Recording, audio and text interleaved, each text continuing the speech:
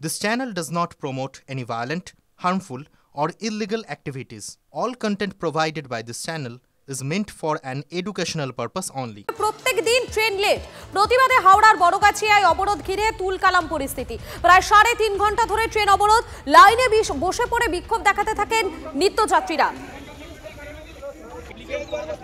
কেউ কিচ্ছু করবে না, লাঠি উঁচিয়ে ধাওয়া করে অবরোধকারীদের হটালো পুলিশ। দেখতেই পাচ্ছেন আপনারা, যারা অবরোধকারীরা তাদেরকে টেনে হিঁচড়ে নিয়ে যাচ্ছে। পুলিশের যারা আধিকারিকেরা রয়েছেন তারা মূলত অবরোধকারীদের যেমনটা দাবি যে প্রত্যেকটা দিন ট্রেন লেট থাকে, যার ফলে কিন্তু তাদের সমস্যায় পড়তে হয়, নিত্যযাত্রী যারা রয়েছেন তাদের সমস্যায় পড়তে হয়। সে কারণেই হাওড়ার বড়গাছিয়ায় অবরোধ হয়েছে এবং সেই অবরোধ ঘিরে তুলকালাম পরিস্থিতি। কেউ কিচ্ছু করবে না, কেউ কিচ্ছু করবে না। আরে ওটা প্রায়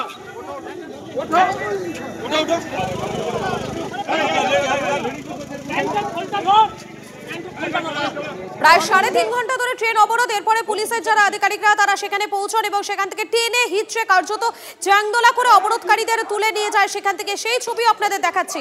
আমাদের প্রতিনিধি সুব্রত রয়েছেন আমাদের সঙ্গে। সুব্রত, যারা অবরোধকারীরা রয়েছেন তারা মূলত কি দাবি করছেন, ঠিক কি প্রত্যেকদিন কত ঘন্টা ট্রেন লেট থাকে?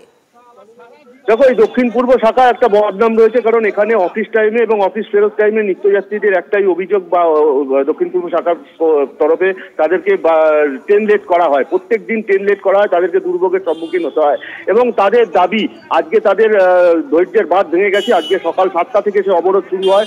হাওড়া আমতা লোকাল 6:40 আর হাওড়া আমতা লোকাল যখন লেট করে প্রায় 3.5 ঘন্টার ওপর অবরোধ চলার পরেও কিন্তু সেখানে রেলের আধিকারিকরা আসেন না এবং সেইখানে জগৎবল্লভপুর থানার পুলিশ যায়, র্যাব মোতায়েন করা হয় এবং সেখানে জগৎবল্লভপুর থানার পুলিশ গেলে তাদের সঙ্গে বচসা আরম্ভ হয় এবং পরবর্তীকালে যখন রেলের আধিকারিকরা সেখানে আসে তখন ক্ষুব্ধ জনতারা আরো ক্ষুব্ধ হয়ে পড়েন এবং রেলের তরফ থেকে তারা আশ্বাস চান যে এই যে দীর্ঘদিনের এই যে তাদের ভোগান্তি তার থেকে অবসান পাবে এবং তা সদুত্তর পাওয়ার আগেই কিন্তু পুলিশের পক্ষ থেকে তাদেরকে লাঠি উঁচিয়ে তাড়া করা হয় এবং বিক্ষুব্ধ তাদেরকে ওখান থেকে সরিয়ে দেওয়া হয় এবং তারপরে ট্রেন চলাচল স্বাভাবিক করা হয়। ফলে এখনো বোঝা যাচ্ছে না যে অবরোধ উঠলো কি উঠলো না, ট্রেন তো চললো, কিন্তু মানুষের মধ্যে যে ট্রেন চলাচল বর্তমানে স্বাভাবিক করা গিয়েছে বলেই জানা যাচ্ছে। আপডেটের দিকে তুমি নজর রাখো। আপাতত তোমাকে ধন্যবাদ।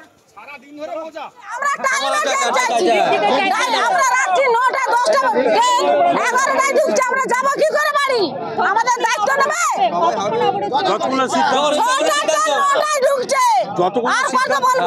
প্রতিদিনই লেট হয়। লেটে কোনো হাওড়া থেকে লেট আর এখান থেকে লেট। কতক্ষণ লেট হয়? এ প্রায় 1-2 ঘন্টা করে লেট থাকে, প্রতিদিনই লেট থাকে। আমরা এখন পুরো ধৈর্য হয়ে গেছে, মানে ধৈর্যের বাইরে চলে গেছি। আর আমাদের পদাবাদ করার কোনো যুক্তি নেই, কিন্তু আমরা করিনি, কিন্তু পাবলিক যদি করে দেয় আমাদের কিছু করার নেই। কলকাতার পুরো এলাকায় চলছে নৌকা। মাসের পর মাস ধরে জলবন্দী হরিদেবপুর থানা এলাকার বাসিন্দারা। কলকাতা পুরসভার 143 নম্বর ওয়ার্ডে জল যন্ত্রণার ছবি।